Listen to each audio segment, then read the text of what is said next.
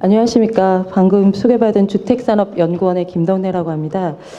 제가 처음으로 주택금융을 접한 건 제가 지금 연구원에 있은 지 한 10년 정도가 되는데요. 제가 연구원으로 돌아온 지가 3년이 됐고 그 전에 주택금융공사 연구소에서 2년 정도 일을 했었습니다. 그러면서 주택금융이라고 하는 것들이 어떠한 역할들을 하고 있는 것인지에 대한 고민들을 시작을 했고 그때 처음으로 제가 여러 가지의 페이퍼들을 보던 중에 JP 모건은 누군지 다 아실 겁니다. 그분이 기업의 사회적 책임에 대해서 강조한 리포트를 썼고 그러면서 금융은 이래야 된다라고 하는 페이퍼를 쓰면서 사회적 금융이라는 얘기를 쓰기 시작했고 그러면서 지금은 조금 낯설지만 임팩트 투자 그리고 성과 연계 채권 이런 용어들을 쓰면서 우리가 그동안에 에서 이야기됐던 거와는 조금 다른 이야기들의 그 금융 이야기들을 많이 하게 됐습니다. 그래서 그거에 관심을 가지고 연구원에 돌아와서 15년도에 서민주택 금융이 무엇이어야 되는지에 대한 고민들을 하고 최근에는 주택금융 규제가 이제 본격적으로 좀 가동이 될 것 같은데 그러면서 이 일반 커머셜 그 뱅크 쪽에서 있는 상업은행과 그 다음에 주거복지와 도시재생을 지원해야 되는 금융이 저는 같을 수 없다라고 보는데 어떻게 차별적으로 접근을 해야 되는지에 대한 고민들을 좀 가지고 있습니다. 그래서 제 자료에는 사실 좀 이렇게 도면들이 많아서 컬러가 있어야 되는데 없어서 제가 여러 그 연구원에서 시장 전망도 하고 부동산 정책에 대한 여러 가지 리뷰를 하면서 가장 안타까운 것이 우리는 중산층을 위한 주택 공급을 하겠다, 뭐 서민층을 위한 주거복지를 얘기하고 있지만 서민층이 누군지에 대한 사회적 합의가 전혀 없습니다. 그래서 받아들이는 사람들이 다 대상층을 따로따로 하다 보니까 그 정책 결과에 대해서 다 제각각 해석을 하고 합의된 결론을 내리고 있지 않아서 제게 주신 제목이 무주택 서민에 대한 금융의 역할이었습니다. 그러면 우리가 무주택 서민이 누군지 그리고 우리 전체 가구 중에서 얼마나 되는지를 알아야지 그들을 위해서 정책들이 필요한 자금이든 수요든 좀 추산할 수 있다는 생각이 들어서 제가 5개 꼭지를 정리를 했습니다. 도대체 서민이 누구냐 그리고 그러면 일반 주택금융은 아니라고 생각을 합니다. 이런 서민들을 위한 금융을 일반적인 우리가 알고 있는 대형 은행들 보고 하라 그러면 그 누구도 할 수 없을 것입니다. 그러면 서민주택 금융의 역할은 무엇이어야 하고 그러면 현재 서민 그 무주택 서민이라고 하는 가구들의 주택과 주거 실태를 알아야지 그 빈틈을 메꿔줄 수 있기 때문에 이 부분들에 대해서 좀 데이터로 정리를 해봤습니다. 그런데 문제는 데이터를 우리가 금융과 주택에 대한 것들을 매치해서 볼 수 있는 데이터가 우리나라에는 없다라는 겁니다. 이 통계 정비에 대한 것도 굉장히 시급하고요. 그리고 지금 주택금융 정책이 그 현 새 정부 들어오면서의 방향도 있고 그리고 거기에 LTV, DTI, 조만간 나올 DSR까지의 국제금융에 있어서 어떻게 적용되고 있는지를 좀 비교를 해보고 그 틀 속에서 지금 있는 소비자의 특성 과 무주택 서민을 위한 주택의 금융의 역할은 어떻게 했으면 좋겠는지에 대한 제가 고민하고 있는 부분들을 좀 간단하게 말씀을 드리겠습니다.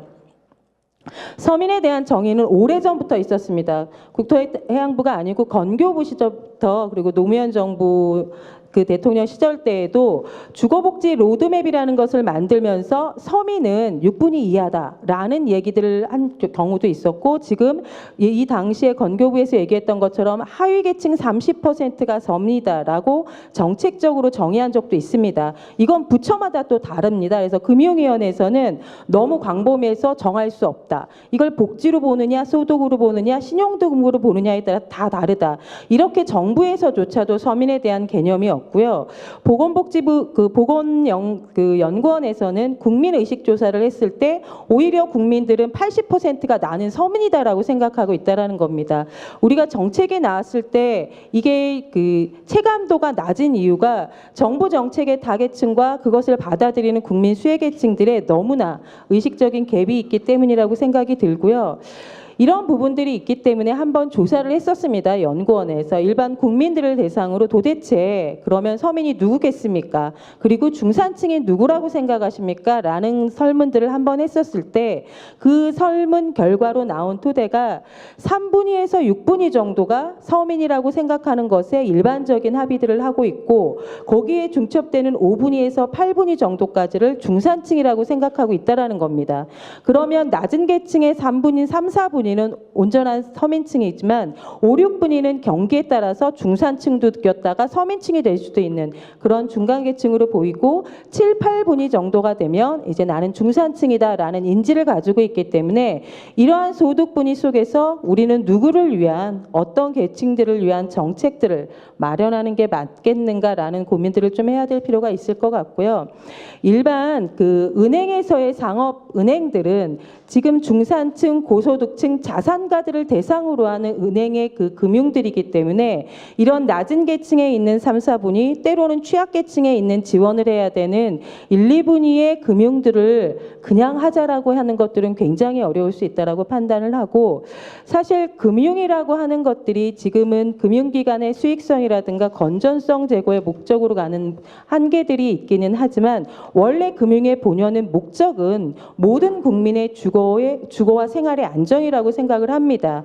특히 서민 가구 같은 경우에는 아까 그 소득 분위에서 조금 말씀드렸던 것처럼 가구 특성들이 있기 때문에 4가지의 특성을 가지고 있는 금융이 공급되어야 하고요. 첫 번째가 지불 가능성입니다. 서민층들은 중산층, 자산가층, 고소득층과 다르기 때문에 지불할 수 있는 상환 구조로 설계가 되어야 하는데 지금의 금융 상품들은 30일만 연체되면 바로 디폴트 나고 그다음에 추심이 들어가는 이런 구조로 서민층들은 금융 공급을 받기가 어렵습니다. 또한 안정성입니다. 우리가 지금 금융위원회에서 고정금리로 그 변동금리 부분을 고정금리로 상환을 변환시키고 있는 구조 체질 개선들을 하고 있는데 서민층 같은 경우는 특히 금리가 오르거나 이런 변동성의 리스크에 노출이 되어 있으면 안 됩니다. 그렇기 때문에 예측 가능한 상환 구조의 안정성을 확보해야 되는 부분이 있고요. 세 번째 위험 공유라고 하는 것은 최근에 내 집 마련 디딤돌 대출에서 일부 적용하고 있는 유한책임 대출, 비소구 대출을 말씀을 드릴 수 있는데 이게 패자부활전이라고 해가지고 내가 어떤 담보 대출을 받고 그것에 의해서 집값이 하락하거나 상환을 하지 못했을 경우에 담보 이외의 것에 대해서는 재활할 수 있는 그런 여지를 두어야 하는 그런 금융의 성격을 가져야지만이 가능하다고 보여집니다. 또한 네 번째는 전 굉장히 중요하다고 보는데 세이빙 기능, 자산 축적의 기능을 같이 가지고 있어야 하는 부분들이 있습니다. 대표적인 것이 싱가포르 같은 경우에는 중앙적립기금에서 자산을 같이 축적할 수 있는 것들을 프로그램들을 같이 설계하고 있는데 서민층일수록 취약계층일수록 융자뿐만이 아니고 그것을 통해서 재물을 개선해주고 자산을 축적해서 그것들의 시드머니를 통해서 다음에 주거이동으로 갈 수 있는 자산 축적 기능이 같이 연계된 금융상품의 설계가 굉장히 중요하다고 보여집니다. 이 4가지에 대해서 뒷페이지에 있는 것들은 조금 정리를 해놓은 것이어서 참조를 해주시면 좋을 것 같고요. 여기서 보시면 위험 공유가 저는 굉장히 중요하다고 보여집니다. 자산 축적 못지않게 그 미안 SP라고 하는 우리나라에 번역이 돼서 굉장히 많이 지금 인기도서로 되어 있는 그 빚으로 지은 주택, 집 이런 책이 있는데 여기에 보면 뭐 가계부채가 굉장히 위험하다는 경고성 멘트들도 있지만 이 안에 보면 굉장히 주옥 같은 글이 많다라고 보여집니다. 그 중에 하나가 위험과 수익에 대한 공유가 필요하다라고 이야기를 하고 있습니다. 이 부분에 있어서 취약계층과 서민층에게는 더 중요한 부분인데 지금의 금융기관은 위험기관을 소비자와 쉐어하지 않습니다. 시장의 위험성이 더 확대될 것 같으면 가상금리를 올리거나 금리를 더 올리거나 이런 식으로 위험을 배분하는 구조가 아니기 때문에 서민층, 취약계층으로 갈수록 그 시장에 있는 위험과 그리고 나올 수 있는 수익들을 배분해서 같이 공유할 수 있는 그런 금융상품의 설계가 필요하고 이것이 유한책임 대출의 조금 어느 일정 계층에 대한 확대로 이어질 수 있다고 보여집니다. 전체적으로 이런 부분들은 결국 금융 소비자를 보호하고 그리고 대출 기관의 사회적 책임을 강조하자라고 하는 것과 좀 일맥상통한 부분들이 있는데 이런 측면에서 본다라고 하면 현 정부가 내세우고 있는 것이 금융기관의 수익성 구조가 아니고 금융 소비자의 보호 관점에서 보고 있다는 것들이 조금 저는 고무적으로 판단이 되는 부분들이 있습니다.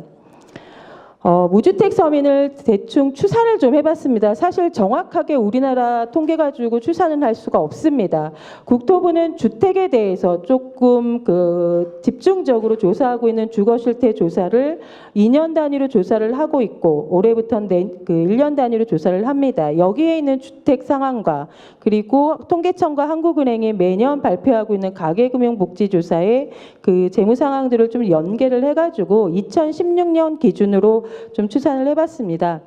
2016년 기준으로 우리나라의 총 가구는 1911만 가구입니다. 이 중에서 그 무주택 가구, 그래서 집이 없고 그리고 전월세 가구 같은 임차 가구에 살고 있는 가구가 766만 가구입니다. 한 40%가 정도가 되고요. 이 중에서 보시면 이 무주택 가구에 이제 이건 주거실태 조사 자료이기 때문에 정확하다라고 얘기할 수 있는데 이 다음에 이제 소득과 자산을 연계시켜야 되는데 소득과 자산은 가계금융복지조사가 그래도 낮습니다. 이걸 연계해서 조금 추산을 해보면 한 275만 가구 정도가 무주택 서민 아닐까라는 생각이 듭니다. 그래서 자산이 3분위에서 6분위, 소득이 3분위에서 6분위 정도인 그런 가구들을 좀 고려해 봤을 때 한 275만 가구 정도가 되지 않을까라는 것들로 추산을 해보는데 전체 가구의 한 14% 정도에 해당이 됩니다.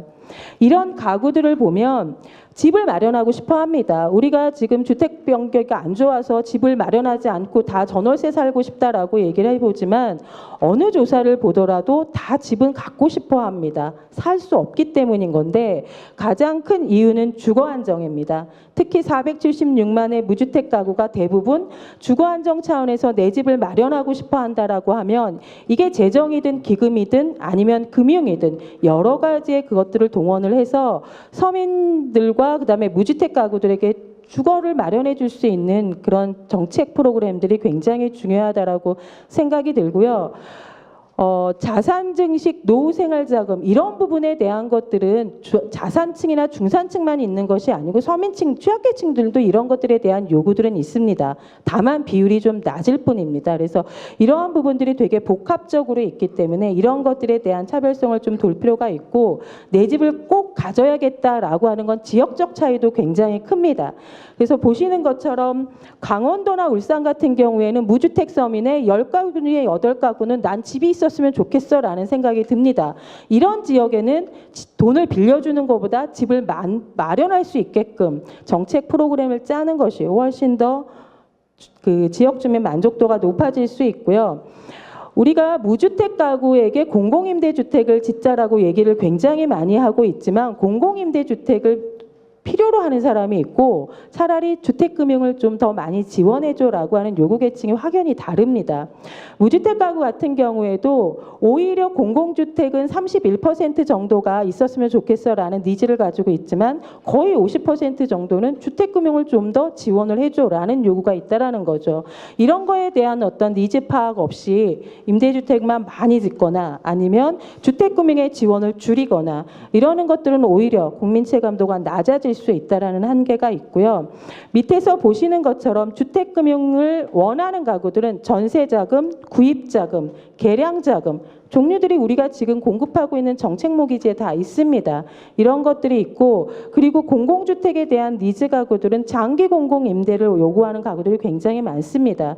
10년 전환이라든가 5년 분양 전환 이런 것들이 아니고 좀 오래 살 수 있는 국민임대라든가 기존에 있었던 행복주택 같이 오랫동안 그래도 거주할 수 있는 주택에 대한 니즈들이 있기 때문에 이런 부분들에 대한 정책적 고민들이 좀 필요해 보이고요. 무주택 가구라고 다 이렇게 시장에서 자금을 조달하지 못하는 건 아닙니다. 그래서 자금을 조달해야 하는 무주택 가구를 이렇게 전체적으로 보면 전체 무주택 가구 중에서 한 84%가 자금을 조달해야지만이 나의 주거비 전월세 자금이든 아니면 내 집 마련 자금이든 이런 부분들을 조달할 수가 있는데 그 임차 자금의 조달 방식을 보시면 내 돈으로 하는 가구들도 굉장히 많습니다. 그래서 무주택 서민이라고 모두 다 은행 돈이라든가 정책 모기지를 활용하지 않는다라는 겁니다. 그리고 이 가구들을 제외하고 나머지 가구들이 이제 다 그 시장에 있는 시중 자금들을 활용을 하게 되는데 보시면 다중 채무가 원해서 되는 것이 아니고 1금융기관에 갔는데 내가 원하는 만큼 돈을 다 안 빌려주기 때문에 거기서 빌릴 수 있는 만큼 최대한 빌리고 그다음 이금융권으로 넘어가서 더 높은 이자를 낼 수밖에 없는 이런 금융 상품의 설계 자체에 한계가 있다라고 좀 보여집니다. 그래서 지금 다중채무자의 그 위험에 대한 이야기들을 많이 논하고 있지만 특히 무주택 서민 같은 경우에는 지금의 제도권 금융이 굉장히 진입장벽이 높기 때문에 의도하지 않은 다중 채무자가 될 수도 있어. 이런 부분에 대한 배려도 필요하다고 보이고요. 앞에서는 주로 무주택 가구에 대한 얘기만 드렸습니다. 자산과 소득을 섞을 수가 없기 때문에 이제 주거실태 조사에 있는 가구 특성들을 말씀을 드렸는데 이 무주택 가구의 소득과 그다음에 자산을 보면 소득이 낮더라도 자산이 많은 분들이 많습니다. 그래서 결국 우리는 소득 베이스의 정책이 아니고 소득과 자산을 융합적으로 좀 해서 설계할 수 있는 베이스들이 좀 필요하다라는 관점에서 좀 데이터를 보여드린 거고요. 그래서 여기서의 무주택 서민은 뽑아내기 어렵지만 아까는 1,900만 가구라고 나온 거는 주거실태 조사. 똑같은 2016년의 자료인데 1,890만 가구라고 나온 건 가계금융복지조사. 이게 지금 우리나라의 통계 실태입니다. 근데 그 가계금융복지조사에 있는 것을 기초로 해서 자산과 소득을 조금 구별을 해서 4개 계층으로 나눠봤습니다. 소득 1, 2분위, 자산 1, 2분위, 취약계층. 그 윗단계가 서민계층, 그리고 소득과 자산이 조금 중간계층에 있는 중산층, 고소득층. 이렇게 4개의 구분으로 조금 나눠봤을 때 재무 상황에 대한 체감도는 굉장히 다릅니다. 전체 가구 중에서 65%는 빚이 있습니다. 이 빚은 취약계층부터 고소득층까지 다 있는데 취약계층보다는 고소득층에 더 많습니다. 그렇기 때문에 정부에서 우리나라의 가계부채 리스크는 상환 능력이 충분히 있는 고소득층에 있기 때문에 안정하다라고 이야기하는 근거가 되기도 하는데 이 취약계층 같은 경우에 이제 상대적으로 부채가 보유한 가구가 낮지만 이것을 잘 생각을 해보면 취약계층은 은행에 갈 수가 없습니다. 신용등급이 일단 낮고 대출도 안 해줄 거기 때문에 이게 자발적으로 필요가 없어서 간 것이 아니고 제도권 은행에서 받아주지 않기 때문에 결국은 못 가면 이 사람들은 이금융권을 가거나 사채를 가거나 그럴 수밖에 없는 지금 실정을 보여준다라고 판단이 되고요. 취약계층이나 서민층들 같은 경우에 문제는 1년 후에 그러면 부채가 줄겠는가라는 질문에 늘 것 같다라는 대답이 훨씬 더 많다라는 겁니다. 그러면 이들 가구가 부채가 늘지 않고 줄어갈 수 있게끔 해주는 그런 금융 지원들도 필요하다라고 보여지고요.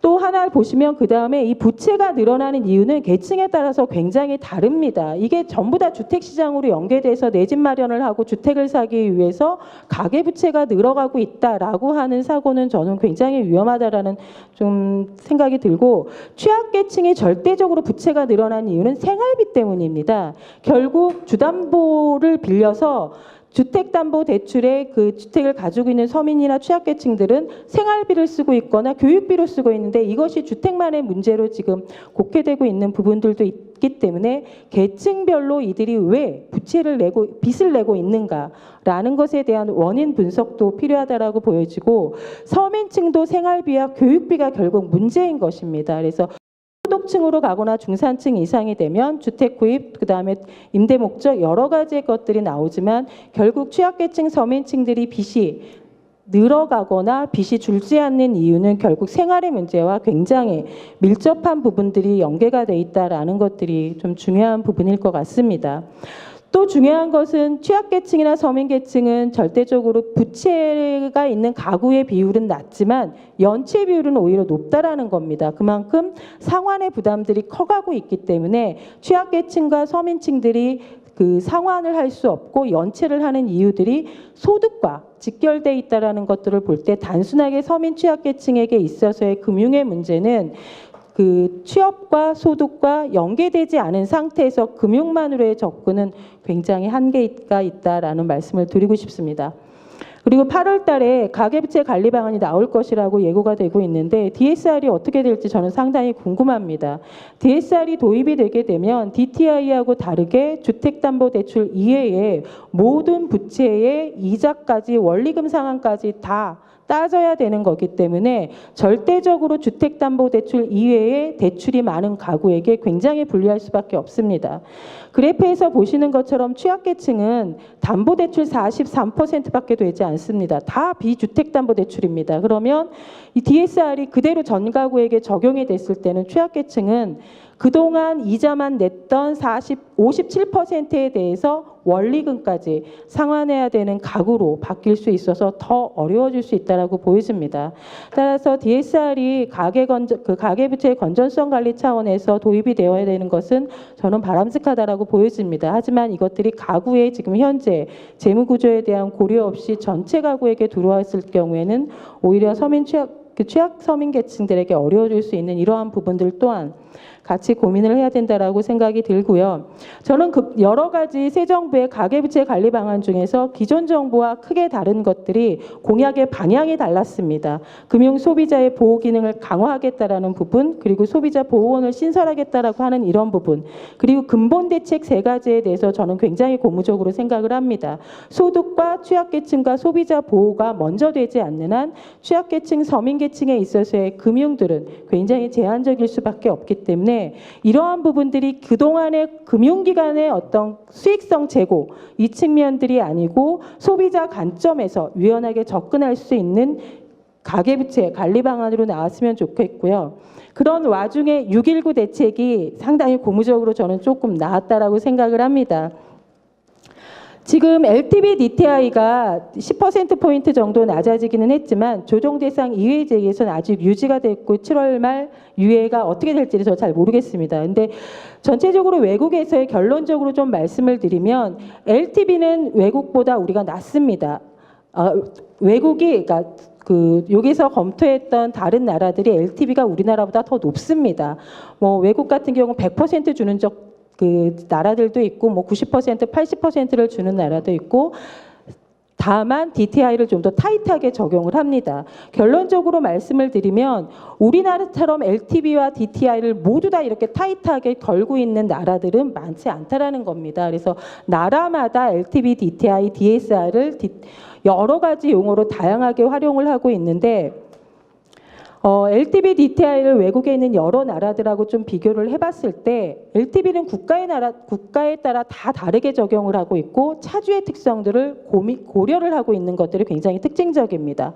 금융기관에 따라서 자율적으로 주는 나라도 있고요. 우리나라처럼 규제를 하는 나라도 있습니다. 그리고 주택가격의 수준에 따라서 저가주택은 LTV를 높게 주고 고가주택은 낮게 주는 차등도 하고 있고 또 어떤 나라에서는 이게 생애 주체일 때는 높게 그리고 두 번째 주택 이상에서는 낮게 지금의 6.19 대책에서 썼던 것처럼 좀 활용하고 있는 부분들이 있고 목적에 따라서도 LTV의 수준은 다릅니다. 이러한 부분들에 있어서 우리가 좀 시사점을 받을 수 있는 부분들이 있을 것 같고요. 특히 중요한 것들은 대형 위기 시에 대형 은행들은 대출을 하면서 위험 분담을 전혀 소비자하고 하고 있지 않는 것은 굉장히 금융 소비자 관점에서는 불합리하다라는 생각이 듭니다. 그래서 주택 가격이 제가 이렇게 쭉 추산을 해봤을 때 금융위기 이후 외환위기 다 해도 40% 이상 빠진 적은 없습니다. 아무리 국지적으로라도. 그렇다고 하면 그런 정말 대형 위기 시에 발생될 수 있는 위험은 대출을 한 금융기관과 소비자가 리스크 테이킹 할 수 있는 그런 부분들이 좀 필요하고요. 아무리 가계부채 관리 대책이 2002년 외환위기 이후에 왔어도 가계부채는 꾸준히 증가를 해왔다라는 겁니다. 그게 증가 속도와 원인의 차이는 있지만 경제 규모가 늘어나면서 가계부채는 계속 늘어왔는데 제가 꼭 말씀드리고 싶은 건 모든 신문 칼럼에서 그렇습니다. 가계부채 관리, 가계신용 1,400조 문제다라고 시작을 하는데 항상 끄트머리에 가서 규제 강화를 해야 합니다라고 이야기하는 건 그 절반에 있는 주택담보대출 550조입니다. 그렇지만 아까 말씀드렸던 것처럼 기타 대출 판매신용 쪽에서 많은 서민계층과 취약계층들은 이미 높은 금리로 소액대출일 경우에 높은 금리로 이미 많은 부채들을 받고 있는데 그런 부분들에 대한 관리들은 어렵다라는 이유로 관리의 방안들이 굉장히 미흡한 반면에 굉장히 이렇게 관리하기 쉬운 주택담보대출에 대한 것들은 오히려 타이트하게 적용을 하고 있는데, 주택담보대출의 목적은 굉장히 다양합니다. 주택 구입을 사는 것들도 있지만 정말 마이너하게는 공과금을 내기 위해서 난 주담대 받아요라고 하는 이 응답이 정말일까라는 의구심이 들지만 정말 다양한 목적으로 사용되고 있기 때문에 이게 단순하게 연계가 돼가지고 보기에는 좀 복합적인 부분들이 있고요. 또 하나 중요한 부분이 최근에 논란이 심화되고 있는 중도금 집단 대출에 대한 것들은 좀 합리적인 규제 수준으로 좀 전환될 필요가 있다라고 보여지는데요. 중도금 대출의 일부분 좀 과도하게 투기나 투자라든가 이런 것들이 들어오는 건 저는 차단을 해야 된다라고 보여집니다.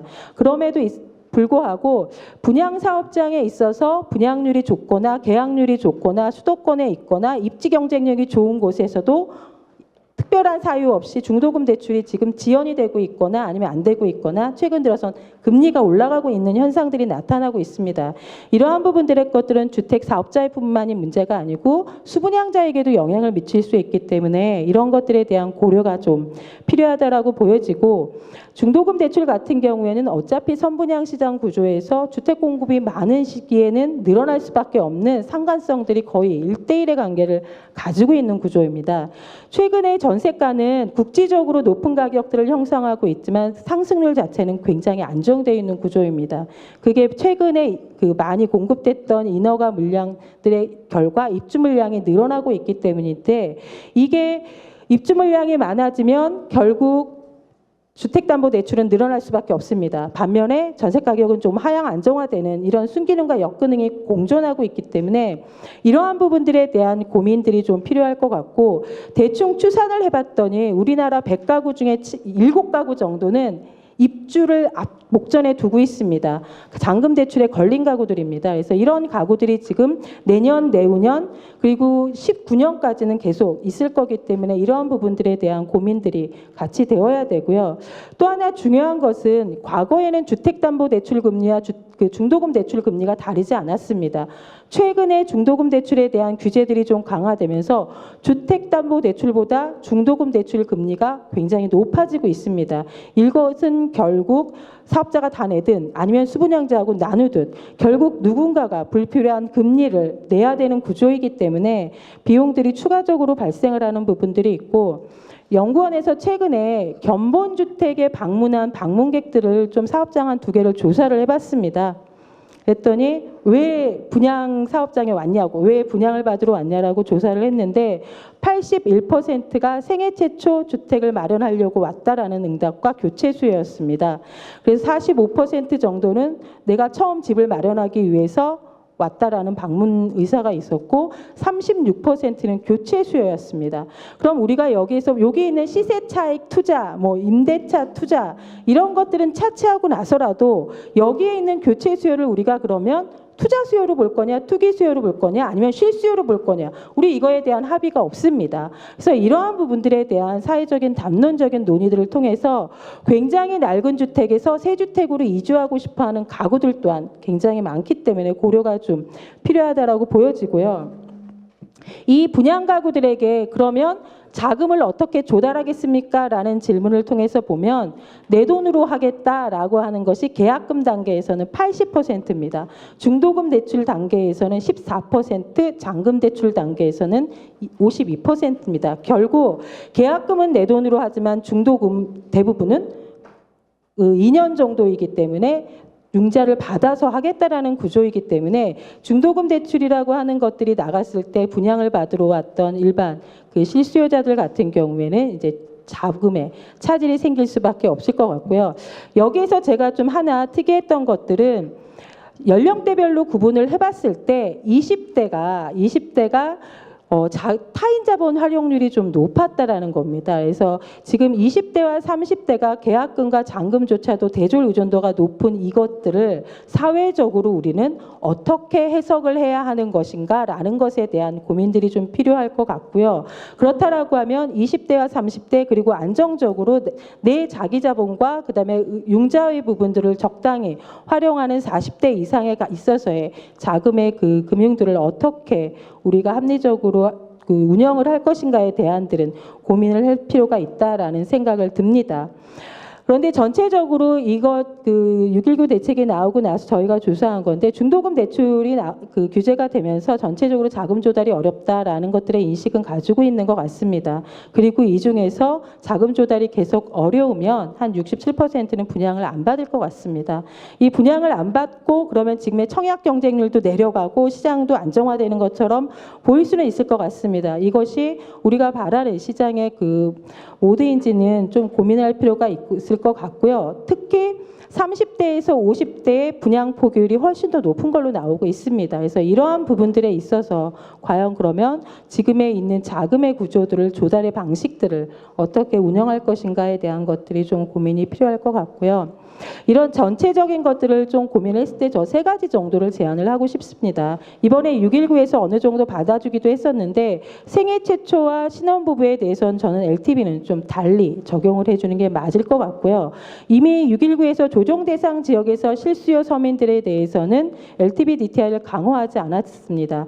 그러면 조정 대상 이외의 지역에서 일몰을 이제 LTV DTI가 어떻게 될지 모르겠지만 이랬을 때 주택금융 규제의 차등화는 조금 고민될 필요가 있을 것 같고요. 특히 중도금 대출 그리고 20, 30대에 있어서의 금융지원 방안은 다른 트랙에서 고민을 해야 되지 않을까라는 생각이 듭니다. 이와 같은 트랙에서 재융자하거나 투자 목적은 저는 좀 낮춰도 된다고 봅니다. 그리고 가산금리로 적용을 하는 것도 가능하고요. 아까 외국 사례에서 봤듯이 서민의 주택, 3억짜리 이하의 주택에서는 좀 높여서 내 집을 마련하게 해주는 것도 하나의 대안일 수 있다고 보여지고요.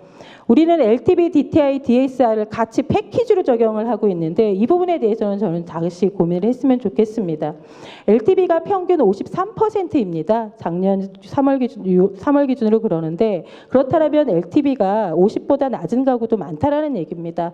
LTV가 낮은 가구에 대해서는 DTI나 DSR을 좀 유연하게, LTV가 높은 가구에 대해서는 좀 타이트하게 이렇게 적용하는 유연적인 적용 방법들에 대한 고민들도 필요해야지 금융에 대한 접근성을 제고할 수 있을 거로 보여지고요.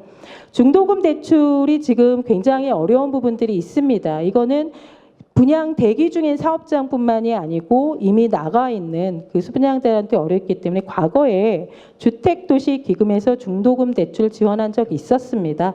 그러니까 제한적을 둬서 한번 확대하는 것들도 고민할 필요가 있고요. 현재 그 분양보증 보증의 부분들을 1금융권만 하고 있습니다. 중도금 대출 보증, 허그가 보증을 하고 있는데 1금융권만 하고 있는데 2금융까지 좀 더 확대를 해서 사람들이 조금 더 접근성을 높일 필요가 있고요.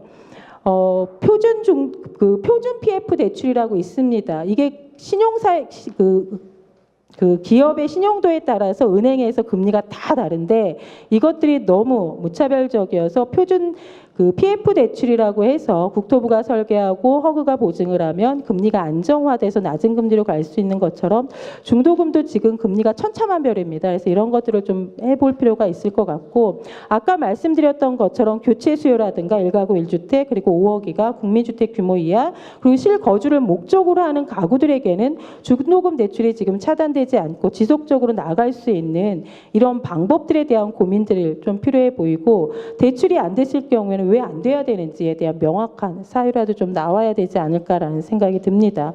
그리고 전체적으로 우리는 자본시장을 좀 활용할 필요가 있을 것 같습니다. 은행에서 바로 직접적으로 금융을 조달하는 것 외에 우리는 간접투자기구들을 많이 만들겠다라고 이야기를 하고 있고 그중에 하나가 부동산 펀드고 국토부가 가지고 있는 리츠입니다. 이것을 좀 더 확장을 시키고 활성화를 시키면 다양한 그 지원들이 가능한데 펀드에서는 지원을 할 수가 있습니다. 법적으로. 하지만 리츠는 할 수가 없습니다. 장기적으로는 리츠, 국토부가 들고 있는 리츠를 통해서도 할 수 있는 방법들을 좀 정리를 해야 될 필요가 있을 것 같고요. 중도금 대출에 대한 것들도 좀 명확하게 정리를 할 필요가 있다라고 보여집니다. 이거 외에 여기에 제가 담고 있지 않지만 제가 가장 관심을 가지고 있는 거는 사회적 금융 부분입니다. 아까 취약계층 서민층에게 공급할 수 있는 금융은 지금 일반 금융일 수 없습니다. 사회적 금융이어야 된다라는 생각이 들고요. 특히 제도권 금융에서 소외될 수밖에 없는 그런 계층 계층들에게 대안적 금융으로서 제공할 수 있는 프로그램들이 필요하고요. 이것들을 그리고 금융기관하고 소비자가 위험을 분담할 수 있고 금융기관도 기업으로서의 사회 책임을 강조할 수 있는 그런 분위기 형성이 굉장히 중요합니다. 그래서 결국 이러한 금융을 통해서 취약계층과 서민계층들이 주거 상향 이동을 할 수 있는 그런 금융으로 가기 위해서는 기존의 금융기관 당국에서 하고 있는 금융 정책들에 있습니다. 그 틀들이 그리고 금융 감독들이 있는데 이런 시스템들을 저는 다시 한번 재점검을 할 필요가 있다라는 생각이 들고요. 특히 현 정부에서 하겠다라고 하는 공공주택 17만 원을 공급하고 10조 원 규모의 도시재생 뉴딜을 하기 위해선 재정기금으로 한계가 분명히 있습니다. 그렇다라고 하면 지금 현재 있는 주택금융의 좀 혁신적 개선을 통해서 사회적 금융가의 어떤 조인을 통해서의 금융 공급이 꼭 필요하다라고 생각을 합니다. 이상입니다.